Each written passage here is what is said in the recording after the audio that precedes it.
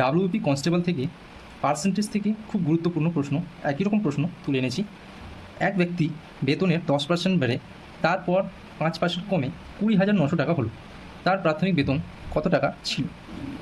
প্রাথমিক বেতন ধরি এক্স গুণিত 10% প্রথমে বাড়ে 110/100 গুণিত 95% প্রথমে কমে 5% কমে 95/100 সমান 20,900।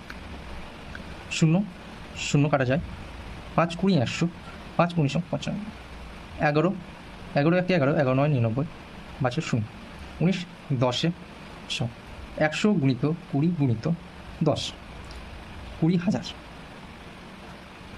সেম একই রকম প্রশ্ন।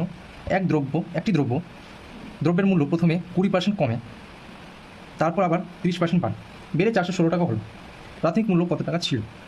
প্রাথমিক মূল্য ধরি এক্স, প্রথমে 20% কমে 80/100 গুণিত 30% বাড়ে সমান 416। 0 0 5 20 100, 5 16, 5 26, 130,